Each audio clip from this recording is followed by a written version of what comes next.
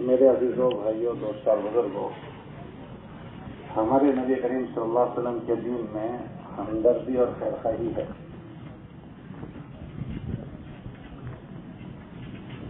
پوچھا گیا کہ کس کے لیے ہمدردی ہے، تو فرمایا گیا کہ لمن یا رسول اللہ، قال للہ ولرسولہ ولعامة المسلمین ولأئمتہم او کما قال علیہ الصلوۃ والتسلیم۔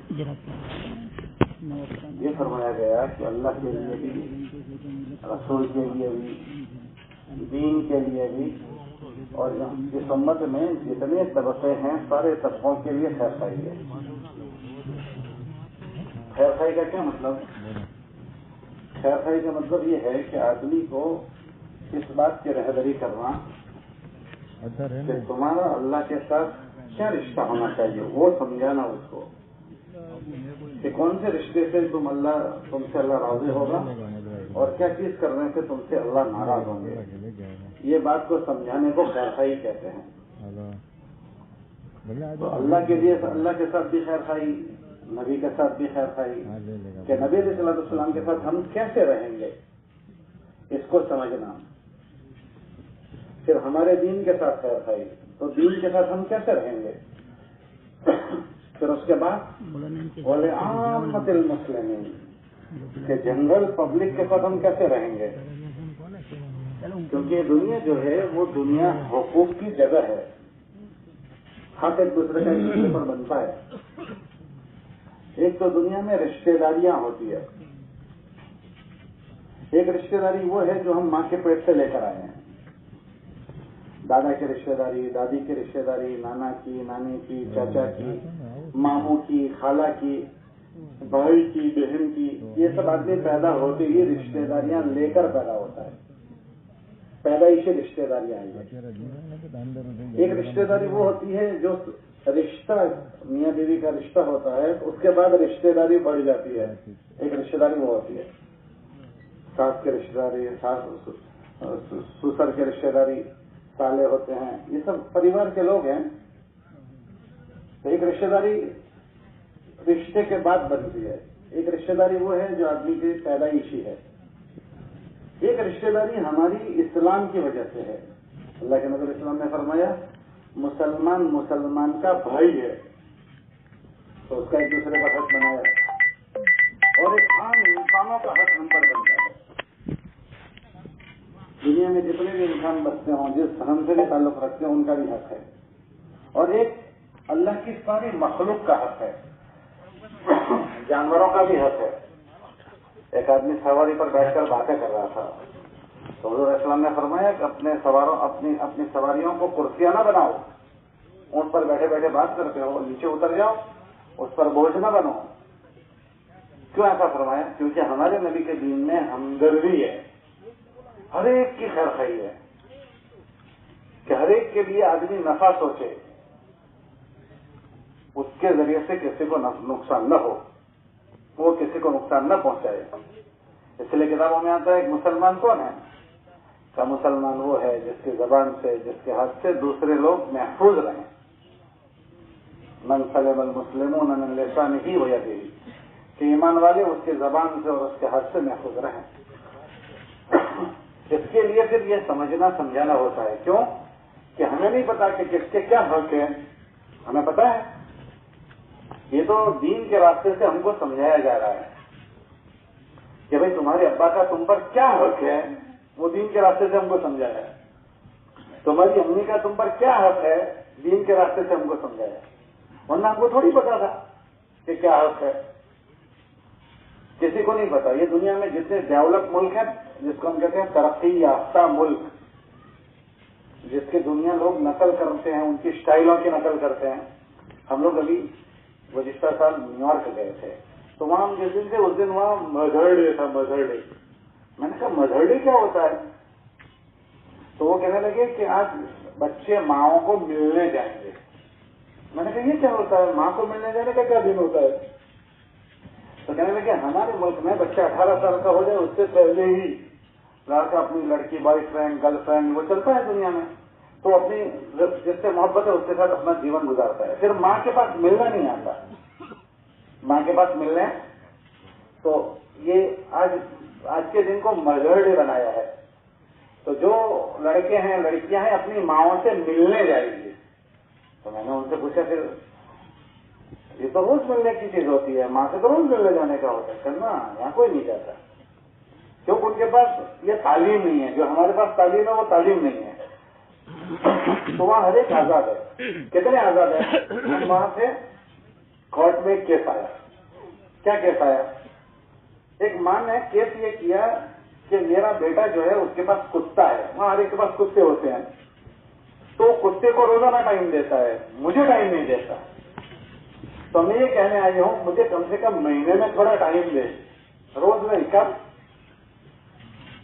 تو اس نے کیس کیا. جب کیس کیا تو اس کا ججمنٹ آیا. سناؤ کیا ججمنٹ آیا؟ سناؤ کیا ججمنٹ آیا؟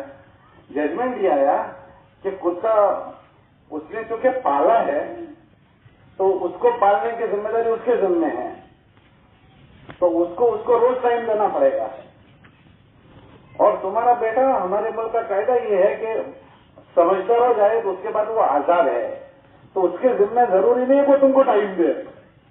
کتے کو تو اس کو کیا کرنا پڑے گا؟ ارے بولو تو صحیح. روز ٹائم دینا پڑے, ٹائم نہیں دینا پڑے گا, روز ٹائم دینا پڑے گا.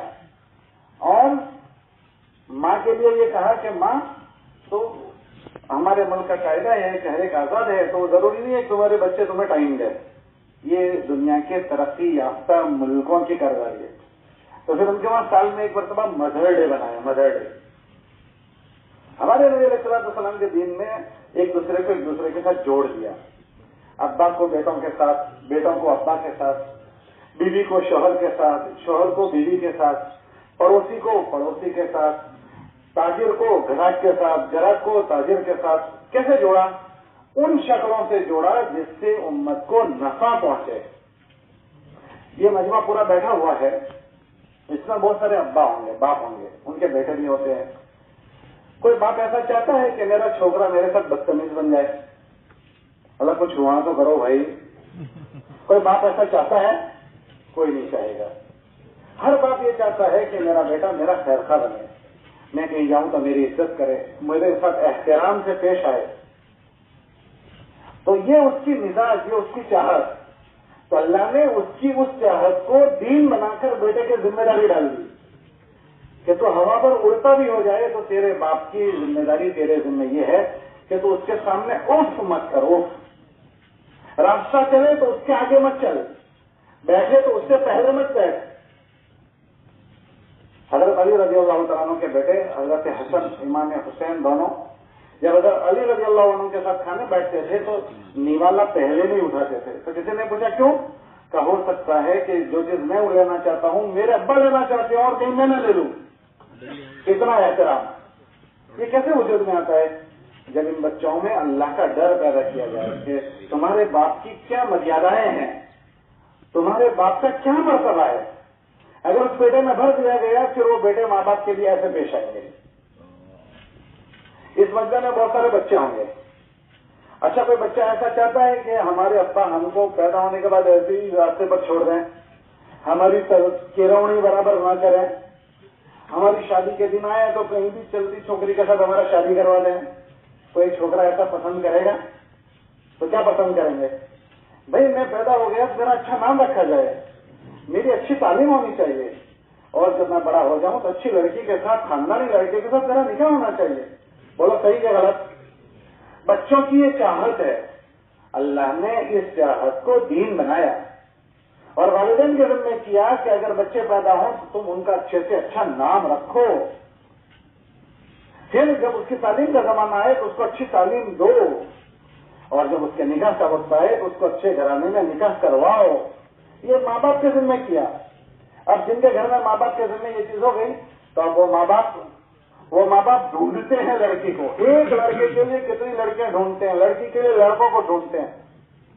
اور جن میں یہ مارگ درشن نہیں ہے, یہ بھلمن شاہی نہیں ہے, یہ خیر خائی نہیں ہے.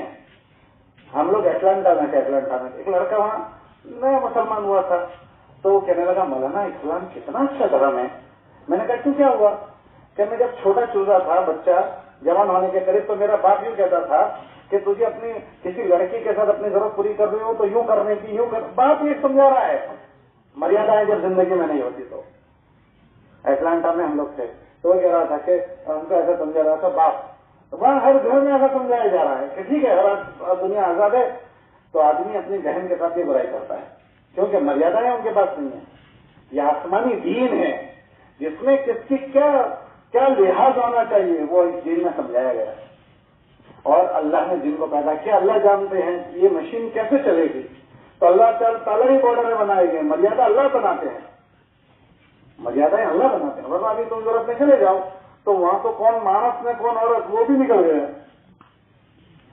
ہاں وہاں یہ سب چیزیں نکل گئی۔ ایگزینڈر کہ وہ مانس مرد ہے کہ عورت ہے وہ نہیں پوچھنے کا، وہ بڑا ہو کر بتائے گا کہ میں مانس ہوں یا میں عورت ہوں۔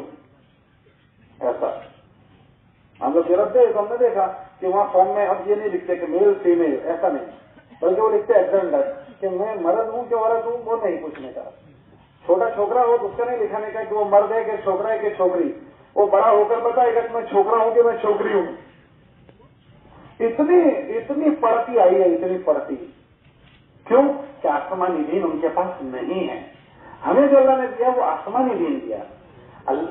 جو کمپنی والا کوئی چیز بناتا ہے نا تو وہ چیز کیسے چلے گی وہ کمپنی والا بتاتا ہے کہ یہ مشین ہم نے بنائی ہے اس کو ایسے چلانا، اس کی گائیڈ بک دیتے ہیں۔ ہم سب کو اللہ نے بنایا ہے تو ہم کیسے نبھائیں گے وہ اللہ نے بتایا۔ ہماری ضرورتیں کیسے پوری کی جائے گی وہ ہم کیسے نبھائیں گے وہ اللہ نے بتایا ہے۔ جن علاقوں میں یہ چیزیں وجود میں آتی ہیں وہاں خوشگوار زندگی وجود میں آتی ہے۔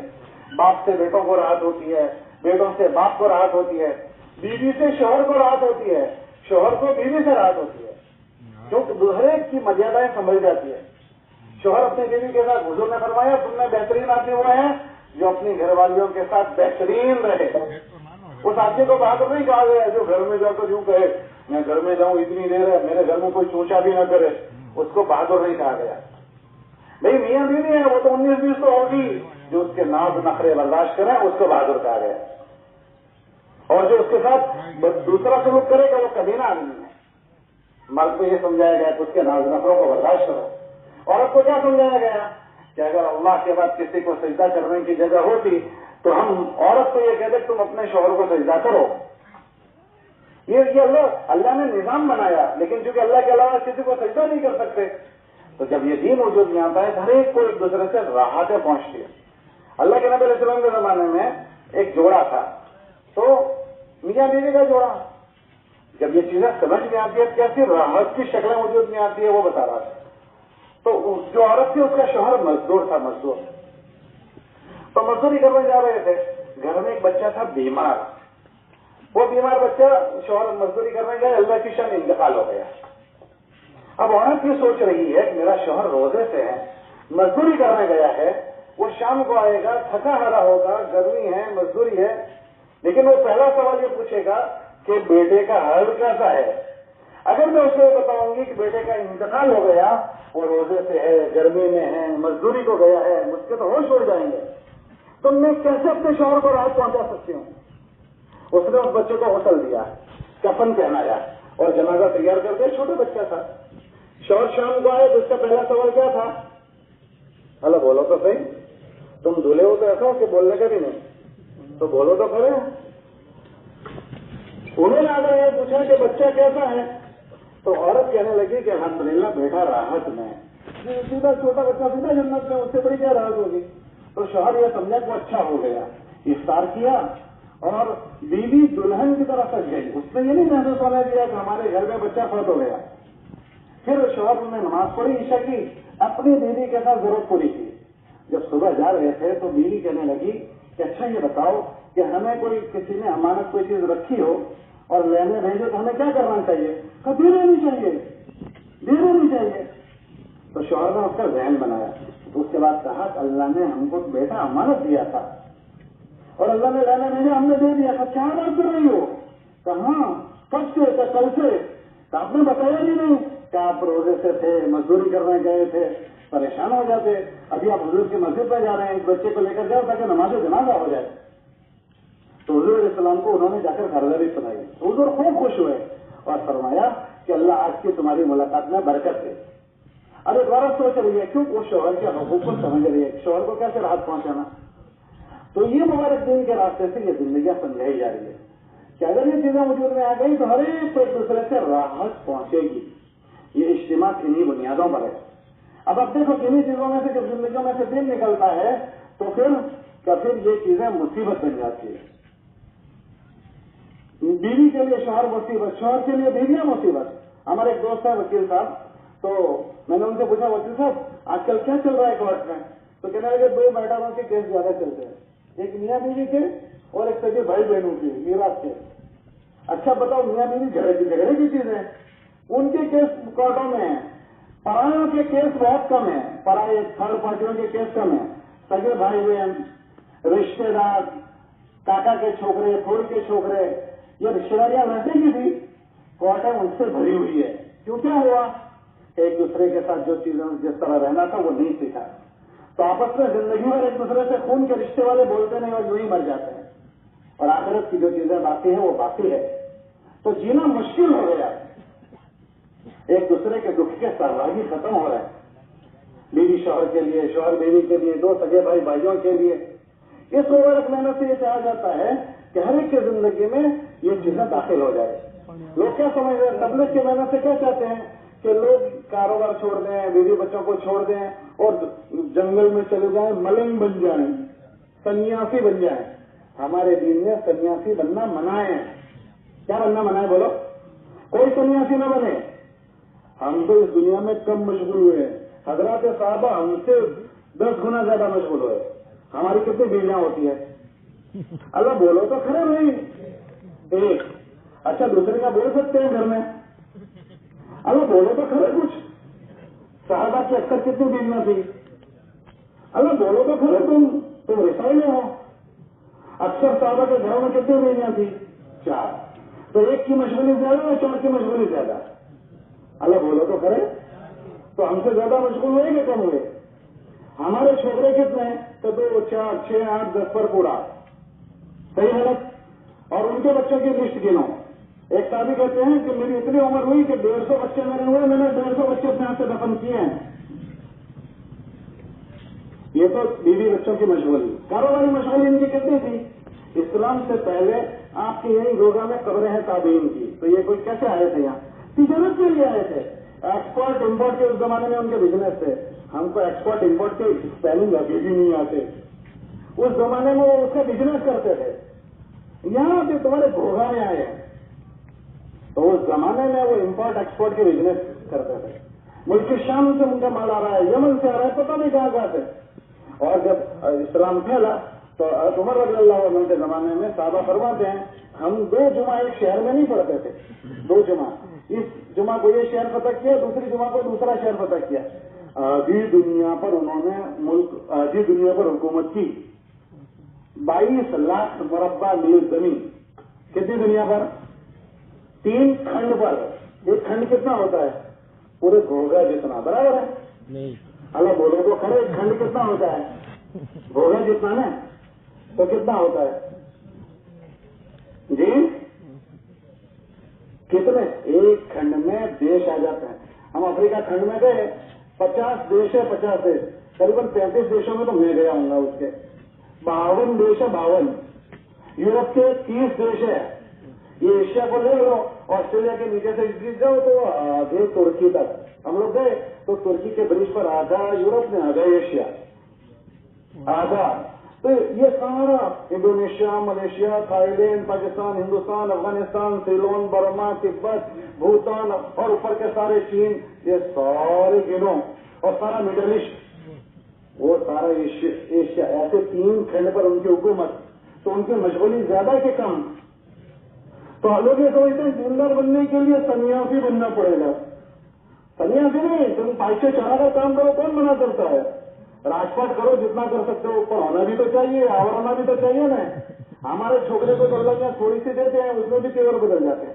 छोकरा रास्ते पर ठीक ठाक जा रहा था, 6 दिन के बाद वो चल रहा है। इसको क्या हुआ, 6 दिन से जिम जाता है, ये क्या जाता है, अभी तो बॉडी बिल्डर बनते बनेगा, इतने में तेवर बदल गए, तब अल्लाह ने इसको मालदार करेगा। तो 6 दिन के जिम से बदल गया। ये तबलीग की मेहनत इसकी है, बैलेंस रखना सीखे। بائک والا سائیکل والا بائک پر آتا ہے جو ٹہرا بیٹھ جاتا ہے. اس کو کیا ہوا بھائی؟ بائک پر آ گیا، بائک پر. یہ ہضم شکتی چھوٹی ہو گئی. یہ سمجھنے کی محنت اس کی ہے کہ ہضم شکتی اچھی ہو جائے. کیا ہو جائے بولو؟ ہضم شکتی. اللہ کی نعمتوں کا دھیان رہے. یہ میرا کوئی کمال نہیں، میرے اللہ کی دہیش ہے، میرے اللہ کی دین ہے. مریاداؤں میں رہیں، ٹائم نہ بدلے، لہجے نہ بدلے، چال ڈھال نہ بدلے. حضرت عمر آدھی دنیا کا راجا ہے، آدھی دنیا کے راجا، لیکن کھانا نہیں بدلا، پہلویش نہیں بدلا، گھر نہیں بدلے کہ ہمیں کوئی چیز نہیں بدل سکتی. یہ چیزوں کو سیکھنے کا نام، یہ مزاج بنانے کا نام تبلیغ کی محنت. تو پھر زندگی آسان ہو جائے گی. اب دیکھو اللہ نے سب سے آسان چیز دنیا میں 2 چیزیں بنائی دین میں. ایک حج کا عمل سب سے آسان ہے. کوئی دعا واجب نہیں، کوئی دعا فرض نہیں. بس احرام کی نیت کرو تو لبیک پڑھ لو تو تم داخل ہو گئے.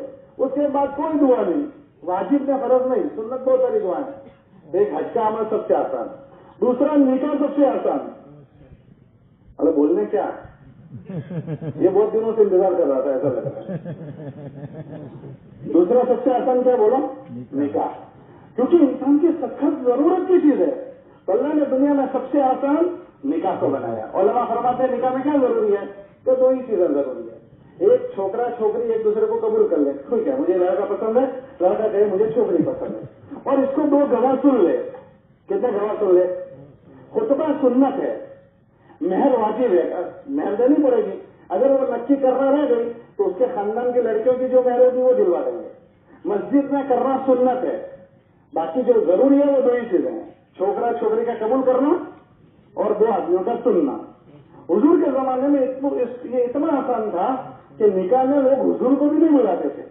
اللہ کے نبی علیہ السلام کے ایک ساتھی تھے عبد الرحمن ابن عوف. اتنے جگری ساتھی حضور کے دوست کہ اللہ کے نبی علیہ السلام کے جتنے سفر ہوئے ان سارے سفروں میں عبد الرحمن ابن عوف کبھی غیر حاضر نہیں ہے. اور روزانہ حضور علیہ السلام کی مسجد میں جتنے کام سوچے جاتے تھے اس میں ہمیشہ عبد الرحمن ابن عوف ہوتے تھے. وہ مدینے کے بڑے مالداروں میں سے تھے. ان کا نکاح ہوا تو وہ مدینے میں ہے، حضور بھی مدینے میں ہے، اور جگری دوست ہے. انہوں نے حضور کو نہیں بلایا. اس زمانے میں وہ مسجد میں آئے تو دیکھا کہ خاص قسم کے اس زمانے میں عطر لگاتے تھے، عطر. وہ عطر ان کو لگا ہوا دیکھا حضور نے.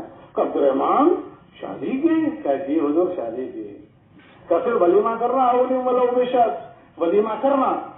تو انہیں حضور کو بھی کوئی کھوٹا نہیں لگا اور انہوں نے بلانے کو بھی ضروری نہیں سمجھا. کبھی چلتے چلتے نکاح ہو رہا ہے. آپ صحابہ کی زندگی میں دیکھیں چلتے چلتے نکاح ہو رہا ہے. لیکن یہ چیز رواج پر آ گئی تو ہمارے معاشرے میں نکاح مشکل ہو گئے. مشکل ہوتے ہوتے اتنے مشکل ہو گئے کہ غیر ایمان والوں کی رسمیں ہمارے نکاحوں میں داخل ہو گئی. اور اب نکاح اتنے مہنگے ہو گئے، اتنے مہنگے کہ اب نکاح کرنا مشکل ہو گئے. کتابوں میں آتا ہے کہ اگر نکاح مشکل ہو گئے، نکاح اگر مہنگے ہو گئے تو زنا سستا ہو جائے گا. کیسے سستا ہو جائے گا؟ لڑکی بھی بڑی ہوئی، لڑکا بھی بڑا ہوا. جیسے صبح بھوک لگ جاتی ہے، شام کو بھوک لگ جاتی ہے، ایسے ایک عمر کے بعد اس جسم میں خواہش بڑھتی ہے، جن کی خواہش اٹھتی ہے. اس کے پورا کرنے کی جگہ اگر اس کو نہیں ملے گی وہ کہاں پوری کرے گا؟ وہ کہاں پوری کرے گا؟ تو وہ کہیں نہ کہیں پوری کرے گا. تو زنا عام ہو جائے گا. اگر نکاح مہنگے ہو گئے تو زنا سستا، نکاح مہنگے ہوئے زنا سستا ہو جائے گا. کہ لوگ نکاح نہیں کر پائیں گے مگر اپنی یہ ضرورت حرام کے راستے سے پوری کریں گے. اور یہ چیز مردوں سے زیادہ عورتوں میں زیادہ ہوگی. اللہ نے قرآن میں چوری کا ذکر کیا تو چوری کے ذکر میں پہلے مردوں کا ذکر کیا، السارق والسارقۃ. اور جہاں زنا کا ذکر آیا وہاں پہلے عورتوں کا ذکر کیا، الزانیۃ والزانی، کہ زنا کرنے والی عورتیں. ہمیں پتہ بھی نہیں چلے گا ایسے لڑکیاں اس گناہ میں مبتلا ہو جائیں گی. دوسرا، اگر یہ چیزیں نہیں ہوئی تو ایک تو یہ چیز وجود میں آئے گی، زنا عام ہوگا.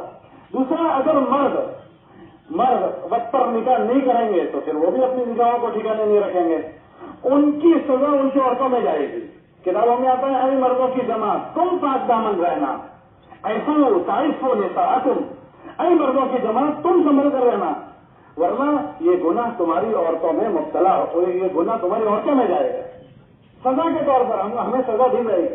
آپ نے دیکھا ہوگا کہ جب کوئی آدمی طلاق دیتا ہے تو کتابوں میں یہ ہے کہ بھائی وہ عورت ایک مرد نے طلاق دے دوسرے مرد سے نکاح کرے، وہ طلاق دے اس کے بعد ملا سکتا ہے. تو طلاق جتنے دن وہ کیوں دوسرے کے نکاح میں جائے گی؟ تو علماء نے فرمایا इस मर्द को गैरत देने के लिए कि तूने इस लड़की को तलाक दी थी, अब वो दूसरे के पास जाएगी तब तुझे मिलेगी, ताकि इसको शर्म आए। ऐसे ये मर्द अगर अपनी निगाहों की हिफाजत नहीं करेंगे तो फिर इनकी औरतों में भी ये मर्द पैदा होगा, हमें पता भी नहीं चलेगा। जैसे मर्द बुराई करते हैं तो औरतों को नहीं पता चलता, ऐसे औरतें करेगी मर्दों को नहीं पता चलेगी। इसलिए निकाहों को आसान करना है। हमारे वहां दहेज का और इसका लेन देन का रिवाज पड़ा है। ये गैरों के तरीके थे, उनके वहां मीरास नहीं है, तो उनके वहां ये है कि निकाह में जितना घसीट सकते इतना खींचो, ससुराल वालों से जितना ले सकते हैं ले लो, क्योंकि उनके वहां मीरास नहीं है। हमारे वहां मीरास है, तो हमारे वहां सिर्फ मेहर रखी गई। लेकिन हम देखें कि बढ़ते बढ़ते ये वो किताबों में आता है, किताबों में ऐसा लिखा है किताबों में कि अगर कोई आदमी मुसलमान के कोई माल लेना चाहे तो मुसलमान का माल उसकी बगैर रजामंदी के नहीं ले सकते। यहां तक कि मस्जिद मदरसे के लिए भी जबरदस्ती किसी के माल को नहीं ले सकते। तो अच्छा मुझे बताओ, ये जितने छोकरियों के पास से माल मांगा जाता है, कोई भी छोकरी वाले परिवार वाले देने के लिए राजी होते हैं? वो कहां से कर्जे करते हैं, बैंक से लाते हैं और उछी के लेते हैं, कर्जा करते हैं। अगर वो दूल्हा ये कहते हमें कुछ नहीं लेना, वो खुश हो जाते हैं, वो मजबूरी में देते हैं बच्ची को रवाना करने के लिए। तो एक दूल्हा अपने ससुराल वालों का माल उनकी बहर रजामंदी करेगा तो क्या इसके इस्तेमाल में बरकत हो जाएगी? दूसरी बात, उलमा ने लिखा कोई काम निकालने के लिए रिश्वत दी जाती है कि हम तुम्हारी छोकरी को तो ले लें और ये माल तुम दे तो हम निकाह करें। जैसे दुनिया में होता है कि ये काम करने के लिए उतना इतना तुमको देना, ये रिश्वत हुई। अभी एक जगह तलाक हुई, मैंने पूछा क्यों, क्या बात हो गई? कल लड़की वालों की तरफ से ये डिमांड थी, ये दो नहीं हुआ तो उसने निकाह को छोड़ दिया, तो ये रिश्वत हो गई। और रिश्वत के बाद क्या उसके माल में बरकत होगी? कि ये चीजें हम नहीं समझते। तो शादियों के बाद भी खुशगवार जिंदगी नहीं है, न वो माल बाकी रहता है, न उस जोड़े से खुशी वाली जिंदगी मिलती है, न नेक साले औलादे वजूद में आ रही है। और निकाह के बाद न लड़के की इज्जत महफूज, लड़के की निगाहें महफूज नहीं। निकाह के बाद लड़कियां नामहरम मर्दों को देखती है, ये कैसे हो गया? हालांकि निकाह तो हराम से बचने का बड़ा जरिया है। इसलिए निकाह के दिन सबको नियत करनी चाहिए कि अल्लाह तूने मेरी जरूरत पूरी करने का हलाल रास्ता दिया है, अल्लाह तू मुझे हमेशा के लिए हराम से बचा ले। लेकिन हम तो देखते हैं कि अक्सर निकाह के बाद भी लड़कियां भी गलत मर्दों से ताल्लुकात से नहीं बच पा रही है और लड़के भी नहीं बच पा रहे। ये क्या बात है? क्या पेट में पहले दिन ही गलत गिजा जा रही है? इसलिए गुजारिश है हम निकाहों को अपनी असल बुनियादों पर लाएं, वरना हम अपने पैरों पर कुल्हाड़ी मारेंगे। दिल के खपोले जल उठे सीने के दाव से, इस घर को आग लग गई घर के चिराग से। हम अपने पैरों पर कुल्हाड़ियां मार रहे हैं। इसलिए मेरी गुजारिश है रीत रिवाजों को और इन चीजों को न देखें, हम सब सामूहिक ये तय करें कि हम सुन्नत तरीकों पर इसको लाएंगे, वरना औलादों में भी खैर नहीं होगी और हमें भी खैर नहीं होगी। आखिरी बात, एक चीज ये चल पड़ी है कि भाई अभी हमारा छोकरा छोटा है, अपने पैरों पर खड़ा होगा, जरा कमाता हो जाए, उसके बाद हम उसकी शादी करेंगे। ये गैर ईमान वालों की सोच है, ईमान वालों की नहीं। अल्लाह ने ईमान वालों के लिए कुरान में फरमाया, ऐ लोगों तुम अपने लड़कों की शादियां कराओ, तुम अपनी औरतों की शादियां कराओ, अगर वो गरीब है हम उन्हें मालदार कर देंगे। फिर क्या है? والصالحين من عبادكم وإمائكم إن يكونوا فقراء يغنيهم الله من فضله। वक्त हो जाए तुम अपने लड़के लड़कियों की शादियां करवा दो, अगर वो गरीब है तो हम मालदार कर देंगे। भाई हमारा लड़का नसीब वाला नहीं था, जो लड़की आ रही है वो नसीब वाली है, उसके बरकत से इसके दिल अच्छे कर देगा। ये दोनों में हो सकता है कोई नसीब वाला हो, कोई ना हो सकता है आने वाली औलाद नसीब वाली हो, उसकी बरकत से इसके अल्लाह दिन अच्छे कर देंगे। तो हम ये न सोचें कभी हमारे बच्चे पैरों पर खड़े नहीं हुए हैं, ये ईमान वालों की सोच नहीं है। इसलिए आज हम सब इज्तिमाई तौर पर तय करें कि इंशाअल्लाह अल्लाह ने जैसे आज सादा सीधे अंदाज से हमने यहाँ निकाह की तरतीब बनाई, आइंदा भी हम अपनी माशरत को पाक साफ बनाने के लिए और अपनी जिंदगियों को आसूदा बनाने के लिए अपने इस निजाम को अच्छा बनाएंगे। और जितने भी गाँव के या खानदानों के वडील हैं, सब इज्तिमाई तौर पर तय करो कि इंशाअल्लाह हम अपने खानदानों में और अपने वहाँ ये दहेज का लेना देना, चारानी हो या चार मण हो कि चार कण हो, इंशाअल्लाह इसको हम खूबसूरत शक्ल से खत्म करेंगे और हम निकाह को सस्ता कर देंगे। भाई सब नियत करते हो? कौन कौन नियत करता है? सबसे पहले मैं लड़कों से गुजारिश करता हूँ जितने यहाँ बैठे हैं वो तय कर लो کہ جب ہمارے نکاح ہوں گے ہم انشاءاللہ کوئی چیز لیں گے نہیں. کون کون نیت کرتا ہے؟ اور جتنے والی ہیں وہ نیت کرو کہ ہم اپنے بچوں کے نکاح ایسے ہی کروائیں گے تاکہ ہمارے لڑکیاں مجھ پر خوشگوار وہ نہیں ملائے. سب نیت کرتے ہو؟ اللہ توفیق سے قبول فرما دے. اجتماع اس نکاح کی مجلس کے بعد پورا نہیں ہو جاتا. اور دلہن میں سمجھ رہے ہو کیا سمجھے تو بعد مت جانا کہ وہ تمہارا انتظار کر لو چلو جلدی جلدی چلے آتا تو نہیں کرو گے بھائی. اجتماع پورا کر کے جانا ابھی سے لے کر دعا تک یہاں شریک رہنا. مغرب بعد مجلس ہوگی کل صبح بھی ہوگی 12 بجے انشاءاللہ 11:30 12 بجے دعا ہوگی تو وہ اس کے آخر تک شریک رہنا. ٹھیک ہے انشاءاللہ. اجتماع